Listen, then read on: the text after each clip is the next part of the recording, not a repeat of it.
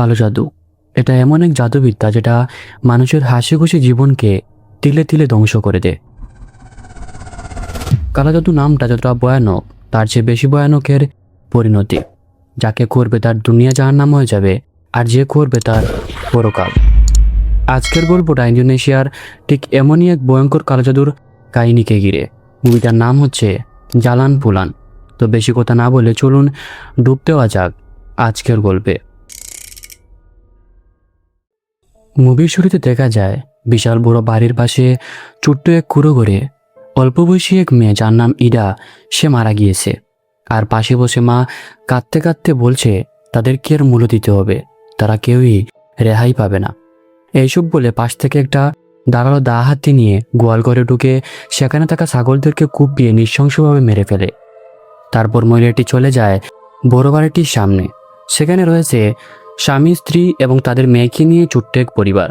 মেয়েটির আজকে জন্মদিন, তাই বাবা এবং মা মিলে তার বার্থডে সেলিব্রেট করতে ব্যস্ত।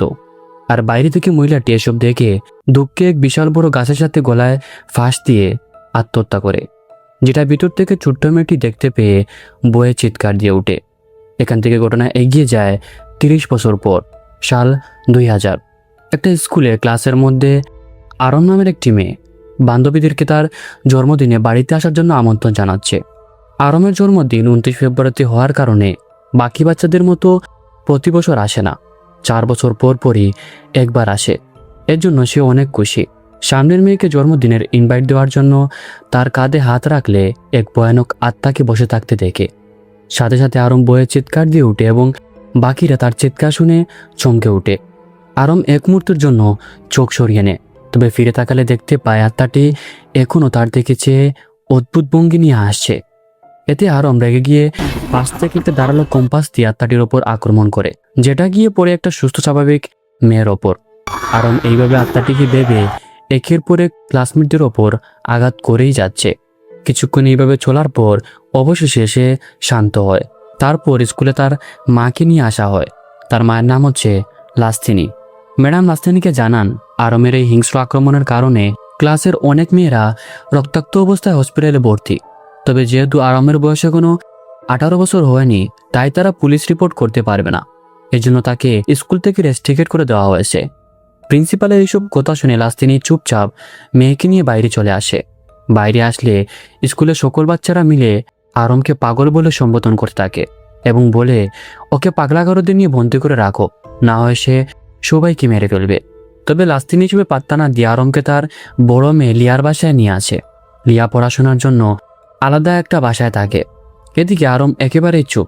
সে মনে মনে ভাবছে, কে ছিল এই ভয়ানক দেখতে মহিলাটি? কেনই বা সে আমাকে দেখে ওইভাবে হাসলো? লাস্তিনি বড় মেয়েকে স্কুলে ঘটে যাওয়া সবকিছু খুলে বললে সে বলে, মা, আমার মনে হচ্ছে আরম মানসিকভাবে অসুস্থ। আমাদেরকে তাকে মানসিক হসপিটালে ভর্তি করানো উচিত। তবে লাস্তিনি এতে রেগে গিয়ে বলে, তুমি কিভাবে বুঝলে সে মানসিক রোগী? আমার মেয়ে একেবারেই সুস্থ। তাছাড়া আমার তো মাঝে মাঝে মনে হয় তুমি তার রক্তের কেউই না। যদি হতে তাহলে নিজের ছোট বোনকে পাগল বলে সম্বোধন করতে না। এখানে বলে রাখা ভালো, লিয়া হচ্ছে তাদের অ্যাডপ্ট করা সন্তান। মানে লাস্তিনির স্বামী সুরিয়া তাকে অনাথ আশ্রম থেকে নিয়ে এসেছিল। এইসব বলে লাস্তিনি মেয়েকে নিয়ে সেখান থেকে চলে যায়। লিয়া বলে, মা, তুমি আমাকে ভুল ভাবছো, আমি তো তার ভালোর জন্যই বলেছি। তবে লাস্তিনি কোনো কথাই শুনতে চায় না। বাড়ি যাওয়ার সময় আরম মাকে বলে, মা, ইয়ান আমার সম্পর্কে কি বললো? আমি কি সত্যি পাগল হয়ে যাচ্ছি? আমাকে কি তুমি মানসিক হসপিটালে ভর্তি করে দিবে? মেয়ের মুখে এইসব কথা শুনে লাস্তিনি বলে, দেখো মা, কে কি বললো তাতে আমার কিছু যায় আসে না। তুমি পাগল হওনি, তুমি একটু অসুস্থ, বাস। তবে তুমি চিন্তা করো না, মা আছি তো, সব ঠিক করে দিব। আরমও মায়ের কথা মেনে শান্ত হয়ে যায় এবং মুখে একটা কথাই আওড়ে যাচ্ছে, আমি সুস্থ হয়ে উঠব, আমি ঠিকই সুস্থ হয়ে উঠব। তখনই গাড়ির মিররে সেই আত্মাটি তাকে ব্যঙ্গ করে বলে, হ্যাঁ, তুমি সুস্থ হয়ে যাবে, তুমি নিশ্চয়ই সুস্থ হয়ে যাবে। যেটা দেখে আরম বয়ে চমকে ওঠে। তবে মুহূর্তের মধ্যে সবকিছু আবার স্বাভাবিক। তারপর মা মেয়ে বাড়ি চলে আসে। সেখানে লাস্তিনের ছোট ছেলে রামাকে দেখা যায়, যে কিনা আরমের আসার কথা শুনে খুবই খুশি, কেননা সে বোনের সাথে খেলতে চায়। অনেকদিন হয়ে গিয়েছে বোনের সাথে ঠিকমতো খেলতে পারেনি। তবে আরম এতটাই ক্লান্ত যে বাইকে ইগনোর করে রুমে এসে শুয়ে পড়ে। লাস্তিনি ছেলেকে বলে, তোমার বোন একটু অসুস্থ, তুমি তাকে ডিস্টার্ব করো না, একটু বিশ্রাম নিতে দাও। তবে রামায়তে চিন্তায় পড়ে যায়। সে মনে মনে ভাবে, কি হলো আপুর, হঠাৎ করে অসুস্থ হয়ে পড়ল কিভাবে। কাছে গিয়ে দেখতে পায় আরম বিছানার নিচ দিয়ে মুখ দিয়ে শুয়ে আছে। কাছে গিয়ে বোনকে ডাকলে আচমকা সে মুখ ফিরিয়ে বলে, তোর আবার কি হয়েছে, আমাকে ডিস্টার্ব করছিস কেন? রামা বলে, আপু চলো না আমরা একসাথে খেলি, অনেকদিন তো হয়ে গেল আমার সাথে খেলোনি, চলো না প্লিজ। আরম বলে, আচ্ছা তুই বাইরে যা, আমি ড্রেস চেঞ্জ করে আসছি। অন্যদিকে লাস্তিনী রুমে ঢুকে তার মৃত স্বামীর ছবিগুলো দেখছিল। তখন তার মনে পড়ে 4 বছর আগে আরমের বার্থডের কথা, যেখানে আরম জন্মদিনে চারিপাশটা হাসিতে ভরে গিয়েছিল। কিন্তু যার জন্মদিন সে টেবিলের পাশে চুপচাপ বসে আছে। সুরিয়া মেয়েকে ডাকতে আসলে আরম পজেস্ট অবস্থায় একটা ছুরি দিয়ে বাবার গলায় পুঁজ দিয়ে বসে। পরবর্তীতে আবার মারতে আসলে সুরিয়া কোনো মতে নিজেকে সরিয়ে নেয়। তাদের চিৎকার শুনে লাস্তিনী সেখানে আসলে সুরিয়াকে রক্তাক্ত অবস্থায় দেখতে পায়। সুরিয়া তাকে বলছে, আমাদের মেয়ে অভিশপ্ত, তোমাকে যেভাবেই হোক তাকে এই অভিশাপ থেকে মুক্ত করতে হবে। এরই সাথে সে বলে, ইয়ানকে বলো আরমকে যেন সে সুস্থ করে তোলে। তখনই গলা থেকে অতিরিক্ত রক্তকরণের কারণে সে মারা যায়। তবে লাস্তিনী প্রথমে এইসব ভূত প্রেত অভিশাপে বিশ্বাস করত না। সে মনে করত মেয়ে হয়তো একটু অসুস্থ, ভালো চিকিৎসা পেলে সে সুস্থ হয়ে উঠবে। তবে সে বুঝতে পারে তার স্বামীর মৃত্যুর ঘটনাটা আরমের জন্মদিনের সময় হয়েছে, আর মাত্র কয়েকদিন পর তার জন্মদিন আসতে চলেছে। মানে এই জন্মদিনেও একটা না একটা অঘটন নিশ্চয়ই ঘটবে, যেটার একটা সংকেত সে স্কুলে পেয়ে গিয়েছে। সুরিয়া মারা যাওয়ার আগে ডায়েরিতে কিছু সামানের নাম এবং অ্যাড্রেস লিখে রেখেছিল, যারা কিনা রিচুয়ালের মধ্য দিয়ে এইরকম অভিশপ্ত মানুষদের ঠিক করে থাকে। তবে ডায়েরির শেষ পৃষ্ঠায় লেখা ছিল, জন্মদিনের আগে আরমকে যেন এই অভিশাপ থেকে মুক্তি করা হয়, তা না হলে পরিবারের সবাইকে সে একে একে মেরে ফেলবে। এদিকে আরম রামাকে নিয়ে খেলতে সময় সে ছোট্ট বাচ্চাদের মতো অনবরত হাসতে শুরু করে এবং রামাকে একটা রোলারে বসিয়ে সেটা ফুল স্পিডে ঘুরাতে থাকে। রামা বলে, আপু আমার অনেক ভয় হচ্ছে, তুমি এটা থামাও, আমি পড়ে যাব। তবে আরম তার কোনো কথাই শুনতে চায় না, সে হেসেই যাচ্ছে। মূলত আরম আবার পজেস্ট হয়ে গিয়েছে। এক পর্যায়ে রামা বয়ের চিৎকার দিয়ে উঠলে লাস্তিনী ছাড়া শুনতে পায়। তাড়াতাড়ি বাইরে আসে আরমকে দূরে সরিয়ে রোলারটি আটকানোর সময় লাস্তিনীর হাত দাঁড়ালো কিছু একটা লেগে গিয়ে হাত থেকে রক্ত পড়তে শুরু করে। তখনই আরমের হুঁশ ফিরে আসে। আরম বলে, মা বিশ্বাস করো আমি এসব ইচ্ছে করে করিনি, আমাকে ক্ষমা করে দাও। লাস্তিনী বলে, আমি জানি মা তুমি এগুলো ইচ্ছে করে করোনি, তুমি তাড়াতাড়ি রেডি হয়ে নাও, আমাদেরকে এখনই রওনা দিতে হবে, যেভাবেই হোক তোমাকে সুস্থ করতেই হবে। রুমে গিয়ে লাস্তিনী স্বামীর ফটোতে হাত রেখে বলে, তুমি ঠিক কথাই বলেছো, আমাদের মেয়ে সত্যিই অভিশপ্ত। তবে তুমি চিন্তা করো না, আমি আমার মেয়েকে সুস্থ করে তুলব। তারপর তারা 3 জন গাড়িতে উঠে পড়ে গন্তব্যে যাওয়ার উদ্দেশ্যে। আরমের ভাইয়ের কাছে ক্ষমা চাইলেও রামাও তাকে ক্ষমা করে দেয়। তবে রামা বলে এরকম ভুল যেন দ্বিতীয়বার না হয়। তখন সেখানে ইয়ান এসে উপস্থিত হয়। ইয়ান মাকে বলে, মা আমার ভুল হয়ে গিয়েছে, আমি আরমের খারাপ চাইনি, তখন আমার কাছে যেটা ভালো মনে হয়েছে সেটাই বলেছি, তুমি আমার ওপর রাগ করনি তো? লাস্তিনী মেয়েকে জড়িয়ে ধরে বলে, আমি তোমার ওপর রাগ করিনি, সন্তানের ওপর মাকেও কখনো রাগ করে থাকতে পারে? তবে লিয়া আবারও মাকে বলে, আরমের তো মানসিক চিকিৎসার প্রয়োজন, তুমি তাকে সামানের কাছে নিয়ে যাচ্ছ কেন? লাস্তিনী বলে, তুমি বুঝতে পারছো না কেন, তাকে কোনো ডাক্তার সুস্থ করতে পারবে না, কেননা আরমের আচরণ দিন দিন অনেকটাই হিংস্র হয়ে যাচ্ছে, তাকে একমাত্র সামানই ঠিক করতে পারবে। মায়ের কথা শুনে লিয়াও তাদের সাথে গাড়িতে করে রওনা হয়। যাওয়ার সময় তারা আরমের মন ভালো করতে একসাথে তাদের পছন্দের গান গেয়ে গিয়ে এনজয় করছিল। এতে আরম কিছুটা হালকা ফিল করে। দিন ফুরিয়ে রাত চলে আসে। রামা আর লিয়া ক্লান্ত হয়ে ঘুমিয়ে পড়ে। তবে আরম বাইরের দিকে তাকিয়ে আসে। তখনই রাস্তার পাশে কাউকে দাঁড়িয়ে থাকতে দেখে, যেটা দেখে আরম চমকে উঠে। লাস্তিনী গাড়ি থামিয়ে মেয়েকে জিজ্ঞেস করে, আরম কি হয়েছে, এভাবে চমকে উঠলে কেন? আরম হাঁপিয়ে হাঁপিয়ে বলে, কিছু না মা, কিছু না। তবে আবারও বাইরে তাকালে একটা ক্ষতবিক্ষত বাচ্চা ছেলেকে দাঁড়িয়ে থাকতে দেখে। আরম এতে বয়ে চিৎকার দিয়ে উঠলে বাকি 2 জন ঘুম থেকে উঠে পড়ে। আরম বলে, আমি বাইরে একটা বাচ্চা ছেলেকে দেখেছি, যে কিনা আমার ওপর আক্রমণ করতে চেয়েছিল। তবে তারা বাইরে তাকালে কাউকেই দেখতে পায় না। আরমকে পানি খাইয়ে লাস্তিনী বলে, তুমি একটু শান্ত হও মা, আমরা কিছুক্ষণের মধ্যেই গন্তব্যে পৌঁছে যাব। অবশেষে তারা রোস্তমা নামের একজন উজার কাছে গিয়ে পৌঁছায়।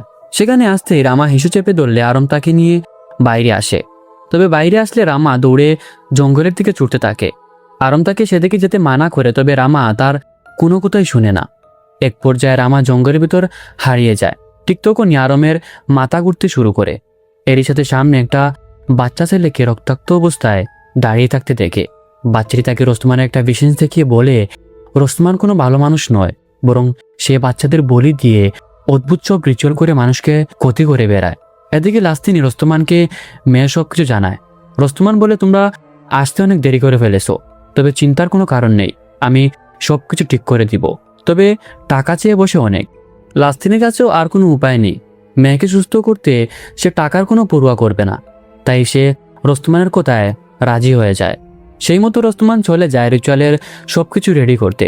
লিয়া মাকে বলে, মা, এই লোকটার কথাবার্তা আমার একেবারে সুবিধার মনে হয়নি, চলো না অন্য কোনো সামানের কাছে যাই। তবে মা জানা একবার চেষ্টা করে দেখা যাক কি হয়। এদিকে রোস্তমান বাইরে এসে উদ্ভট মন্ত্রচারণ করে রিচুয়াল শুরু করেছে। তখনই জঙ্গলের ভিতর থেকে আরমের চিৎকারের শব্দ শুনতে পায়। টর্চ হাতে নিয়ে জঙ্গলের ভিতর ঢুকলে সেখানে আরমকে কান্না করতে দেখে তার পিঠে হাত দিতেই আরমের ডিস্টার্বের মুখ দেখে সে বয়ে চিৎকার দিয়ে ওঠে। তবে পরক্ষণেই আরম আবার উদাও হয়ে যায়। রোস্তমান পিছনে ফিরলে আরম অজস্র অবস্থায় তার গলা চেপে ধরে। তাদের চিৎকার শুনে লাস্তিনি এবং লিয়াও সেখানে চলে আসে। আরমের এই ভয়ঙ্কর রূপ থেকে তারা অনেকটাই ভয় পেয়ে যায়। আরম তাদের দিকে চেয়ে বলে, ও তোমাদের কি উপকার করবে? সে নিজেই তো আমার চেয়ে আরো বড় শয়তান। এইটা বলে সে রোস্তমানকে দূরে ছিটকে দিলে একটা গাছের ডাল তার শরীরের এপার ওপার বেরিয়ে আসে, যার কারণে রোস্তমান সেখানেই মারা যায়। আর আরম বেহুশ হয়ে মাটিতে পড়ে যায়। কোনো মতে লাস্তিনি মেয়েকে গাড়িতে বসিয়ে বেরিয়ে পড়ে অন্য এক সামানের কাছে, যেটার কথা সুরিয়া ডায়েরিতে লিখে রেখেছিল। কেননা সে বুঝতে পেরে গিয়েছিল আরমের ভিতরে থাকা শয়তান অনেকটাই শক্তিশালী। অনেকক্ষণ ড্রাইভ করার পর অবশেষে তারা সেই ঠিকানায় চলে আসে। সেখানে রুহানা নামের একজন সামানের সাথে তার দেখা হয়। লাস্তিনি তাকে সবকিছু জানালে সেই মতো রুহানা আরমকে চেয়ারের সাথে বেঁধে কিছু মন্ত্রপোড়া পানি তার উপর ডালতে থাকে। আর সামনে কিছু মহিলা মুখে কাপড় দিয়ে অদ্ভুত সব মন্ত্র পড়েই যাচ্ছে। রিচুয়াল শেষ হলে রুহানা তাকে ডেকে নিয়ে বলে, এই আত্মার সাথে আরমের কোনো সম্পর্ক নয়, বরং তার সম্পর্ক হচ্ছে তোমার সাথে। তবে লাস্তিনি এইসব কিছুই বুঝতে পারে না। রুহানা তখন তাকে বলে, তুমি চোখ বন্ধ করে অতীতের কিছু স্মৃতি মনে করার চেষ্টা করো। সেই মতো লাস্তিনি চোখ বন্ধ করলে বেরিয়ে আসে মুভির আসল রহস্য। মুভির শুরুতে আমরা যে ছোট্ট মেয়ের বার্থডে সেলিব্রেট করতে দেখেছিলাম, সেই মেয়েটি লাস্তিনি নিজে। আর বাইরে বটগাছের সাথে ঝুলে থাকা মহিলাটি হচ্ছে মার্সিনা, যার একটা ছোট্ট মেয়ে যে কিনা গল্পের শুরুতে মারা গিয়েছে।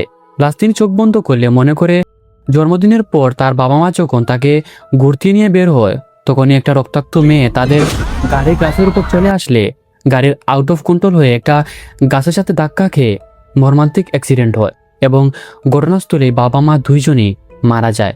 আর লাস্তিনিকে সেখান থেকে এক অল্প বয়সী লোক তার সাথে নিয়ে চলে যায়। অ্যাক্সিডেন্টের পর তার আর কিছু মনে নেই, এমনকি লোকটাকেও সে মনে করতে পারছে না। রুহানা বলে, আরমের শরীরে থাকা আত্মাটি আর অন্য কেউ নয়, বরং মার্সিনা, যে কিনা তাদের পরিবারকে ধ্বংস করে দিতে আবার ফিরে এসেছে। আর তার বাবার মৃত্যু সেই করিয়েছে। তবে মার্সিনা এইসব করার কারণ কি, আর কেনই বা সে গলায় ফাঁস দিয়ে আত্মহত্যা করলো, তা একটু পরেই জানতে পারবো। অন্যদিকে রামা বাইরে আসলে দেখতে পায় আরমকে একটা চেয়ারের সাথে বেঁধে রাখা হয়েছে। আরম কান্না করে বলে, রামা, আমাকে মুক্ত করো, আমার অনেক কষ্ট হচ্ছে। রামা বলে, আমি এটা করতে পারবো না, মা আমাকে নিষেধ করেছে। তখনই মার্সিনা তার কাছে এসে বলে, তোমার বোনকে ওরা বেঁধে রেখেছে, তুমি তো একটা ভালো ভাই, তাই না? বোনকে কি এই বাঁধন থেকে মুক্ত করবে না? যাও, বোনকে খুলে দিয়ে আসো। সেই মতো রামা বোনকে মুক্ত করতেই আরম শূন্যে ভাসমান অবস্থায় ভয়ানক রূপ নিয়ে তার দিকে তাকাতেই রামা ভয়ে চিৎকার দিয়ে ওঠে। লাস্তিনি চিৎকার শুনে ছেলের কাছে আসলে দেখতে পায় আরম পাশে একজন লোককে গলা টিপে মেরে ফেলেছে। রুহানা তাকে আটকাতে আসলে আরম তার হাতের দুইটা আঙ্গুল আলাদা করে ফেলে এবং পজেস্ট অবস্থায় বাইরে রাস্তার মাঝে এসে অদ্ভুত ভঙ্গি নিয়ে হাসতে থাকে। লাস্তিনি আর লিয়া তাকে আটকানোর চেষ্টা করতে থাকে, তবে আরম তাদের কোনো কথারই তোয়াক্কা করে না। তখনই একটা ট্রাক এসে আরমকে হিট করলে সে সেখানেই অজ্ঞান হয়ে পড়ে যায়। হুশ ফিরলে রুহানার অ্যাসিস্ট্যান্ট আরমের গলায় একটা তাবিজ দুলিয়ে দিয়ে বলে, এই তাবিজটা তোমাকে জন্মদিনের আগ পর্যন্ত আত্মাটিকে কিছুটা দুর্বল করে রাখবে। তবে লাস্তিনিকে জানায় এই আত্মাটিকে তারা কোনোভাবেই দমন করতে পারবে না, কেননা মার্সিনার শক্তি দিন দিন বেড়েই যাচ্ছে। এখন লাস্তিনি ডায়েরি বের করে সর্বশেষ সামানের কাছে যাওয়ার জন্য রওনা হয়। দুইজনকে দেখানোর পরেও তাকে সুস্থ করা যায়নি, তাই তৃতীয় জন শেষ ভরসা। ততক্ষণে রাত ফুরিয়ে দিন নেমে আসে। তারা সবাই অনেকটাই ক্লান্ত। তাই গাড়ি থামিয়ে একটা জায়গায় সে ঘুমিয়ে পড়ে। আরমের ঘুম ভাঙলে সে তার মৃত বাবাকে বাইরে দাঁড়িয়ে থাকতে দেখে। আরম সাথে সাথে বাইরে আসলে বাবাকে আর দেখতে পায় না। তখন সে অতীতের একটা বিশেষ দেখতে পায়, যেখানে সে তার বাবাকে হত্যা করেছিল। তখনই সে বয়ে চিৎকার দিয়ে উঠে, তবে দেখা যায় সে গাড়ির মধ্যে রয়েছে। আরম চিৎকার দিয়ে কান্না করতে থাকে এবং মাকে বলে, মা, আমি বাবাকে মেরে ফেলেছি, আমি তো একটা খুনি। তবে লাস্তিনী মেয়েকে জড়িয়ে ধরে বলে, এইটা শুধুমাত্র একটা দুঃস্বপ্ন, তুমি তোমার বাবাকে হত্যা করনি। তারপর কোনো মতে মেয়েকে শান্ত করে চলে আসে শেষজনের কাছে।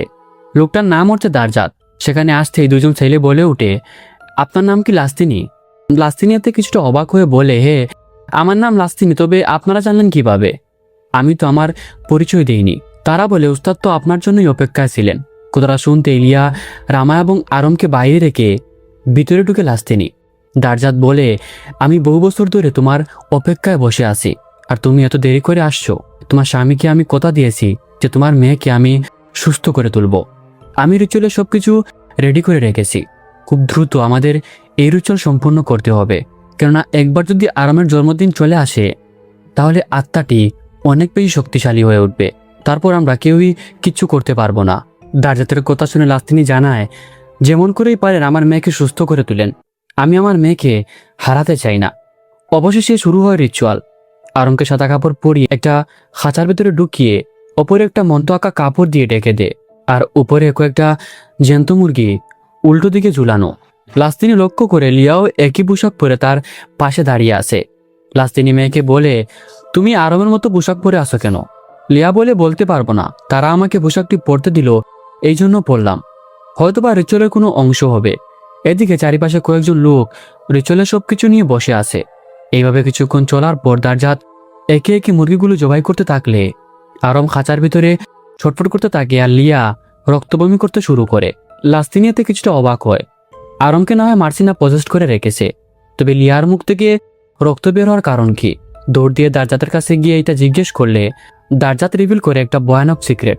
সে বলে, মার্সিনাকে আরমের বডি থেকে বের করতে হলে আত্মাটিকে অন্য একজনের শরীরে প্রবেশ করিয়ে সেই মানুষটাকে মেরে ফেললে মার্সিনার আত্মা চিরজীবনের জন্য ধ্বংস হয়ে যাবে। এর মানে হচ্ছে সুরিয়া লিয়াকে দত্তক নিয়েছিল তাকে বলি দিয়ে আরমকে মার্সিনার আত্মার কাছ থেকে মুক্তি করতে। আর এইটাই ছিল দারজাতের সাথে তার চুক্তি। এই জন্য সুরিয়ার মৃত্যুর আগে লাস্তিনীকে বলে গিয়েছিল লিয়াকে বলো সেজন্য আরমকে সুস্থ করে তোলে। তবে লাস্তিনী এইসব কিছু শুনতে চায় না। এক মেয়েকে বাঁচাতে সে অন্য মেয়েকে বলে দিতে পারবে না। এইসবের মাঝে রিচুয়াল বন্ধ হয়ে গেলে মার্সিনা পেয়ে যায় একটি সুযোগ। মার্সিনা বলে উঠে, তোমাদের এর মূল্য দিতে হবে, তোমরা কেউই রেহাই পাবে না। তখনই আশেপাশের সমস্ত লোক একে একে ভয়ানকভাবে আত্মহত্যা করতে শুরু করে। সবশেষে মার্সিনা আরমকে পজেস্ট করে দারজাতকে বেলের সাথে মাথা টুকরিয়ে হত্যা করে ফেলে। আরমের যখন হুঁশ ফিরে তখন সে বুঝতে পারে বাবা সহ কতজন মানুষকে সে হত্যা করে ফেলেছে। কান্না করতে করতে মাকে বলে, মা, এইগুলো আমি কি করলাম? এতগুলো মানুষকে আমি হত্যা করে ফেললাম, আমি তো একটা খুনি। লাস্তিনী বলে, এতে তোমার কোনো দোষ নেই মা, এইসব কিছু আমার জন্য হচ্ছে, আমাকে এর উপায় বের করতেই হবে। তবে এখন তারা কোথায় যাবে? ডায়েরিতে দেওয়া সব উজা তো কিছুই করতে পারেনি। তখন লাস্তিনীর মনে পড়ে যায় তার পুরনো বাড়িটির কথা। যেহেতু এই জায়গা থেকে সবকিছুর উৎপত্তি হয়েছে, তাই সেখানে গেলে হয়তো মার্সিনার আত্মা থেকে মুক্তি পাওয়ার একটা সমাধান নিশ্চয়ই পাওয়া যাবে। অনেকক্ষণ জার্নির পর অবশেষে এসে পৌঁছায় তার বাবার বাড়িতে। দরজা খুলে দেয়ালে টাঙ্গানো ছবিগুলো দেখে আস্তে আস্তে তার অতীতের সবকিছু মনে পড়তে শুরু করে। এখানে জানা যায় লাস্তিনীর বাবা ছিলেন গ্রামের অনেক বড় একজন গণ্যমান্য লোক, আর মার্সিনা ছিল তার প্রথম স্ত্রী। তাদের পরিবারে সবকিছু ঠিকঠাকই চলছিল। তবে সমস্যার উৎপত্তি হয় ইডা জন্মের পর থেকে, কেননা ইডা ছিল মানসিক প্রতিবন্ধী, আর এই কারণে সে এইরকম অপয়া বাচ্চাকে তার সন্তান হিসেবে মেনে নিতে পারেনি। তারপর সে আরেকটি বিয়ে করে এবং সেখানে লাস্তিনীর জন্ম হয়, আর আস্তে আস্তে মার্সিনাকে দূরে সরিয়ে দেয়। অবশেষে মার্সিনা এবং তার মেয়ের জায়গা হয় বাড়ির গোয়াল ঘরে। তবে মার্সিনা ছিল অনেক ভালো মানের মানুষ। সে লাস্তিনার সৎমা হওয়া সত্ত্বেও তাকে নিজের মেয়ের মতো আদর করে রাখত, যেটা কিনা লাস্তিনীর বাবার সহ্য হতো না। সে লাস্তিনীকে বলতো, ওরা খারাপ পরিবেশে বসবাস করে, ওরা অসুস্থ, ওদের সাথে থাকলে তুমি অসুস্থ হয়ে যাবে। চিন্তা করতে পারেন কতটা পাথর মনে মানুষ হলে এরকম বলতে পারে। সেখানে থাকাকালীন মার্সিনার সাথে সুবাগির, যে কিনা তাদের গাড়ির ড্রাইভার, মাঝে মাঝে তার সাথে দেখা করতে যেত।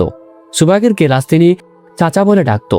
এইভাবে কিছুদিন চলার পর তার মেয়ে ইডা খাবারের অভাব এবং অসুস্থ পরিবেশে থাকতে থাকতে একদিন সে মারা যায়। আর মেয়ের এই মৃত্যু মার্সিনা সহ্য করতে না পেরে সে আত্মহত্যা করে। লাস্তিনি বুঝতে পারে সুবাগের সাথে মার্সিনার কোনো না কোনো সম্পর্ক নিশ্চয়ই আছে। তাই লাস্তিনি আরমকে একটা রুমের ভিতরে বেঁধে রুমটা লক করে দেয় আর রামা এবং লিয়াকে বলে তারা যেন বাইরে তার জন্য অপেক্ষা করে। তবে যাই হয়ে যাক না কেন আরম যেন বাইরে বেরোতে না পারে। লাস্তিনি চলে যায় সুবাগিরের খুঁজে। গ্রামের কিছু লোকজনের কাছ থেকে খোঁজ নিয়ে চলে আসে সুবাগিরের বাড়িতে। সুবাগির এখন অনেকটাই বড় হয়ে গিয়েছে। তবে লাস্তিনিকে দেখে সে এক মুহূর্তের জন্য চিনে ফেলে। লাস্তিনি বলে, আমার বাবার মৃত্যুর পিছনে একমাত্র তুমি দায়ী। কেননা লাস্তিনি মনে পড়ে যায় সেই দিন দুর্ঘটনার পর সুবাগিরি তাকে সেখান থেকে নিয়ে গিয়েছিল। লাস্তিনি হাতে দাঁড়ালো কিছু একটা নিয়ে বলে, তুমি আমাকে সবকিছু বলো। তোমার সাথে মার্সিনার কীরকম সম্পর্ক ছিল, কেননা তুমি বারবার তার কাছে যেতে। তখন সুবাগির বাধ্য হয়ে রিভিল করে আসল রহস্য। আসলে সে মার্সিনাকে অনেক বেশি ভালোবাসত।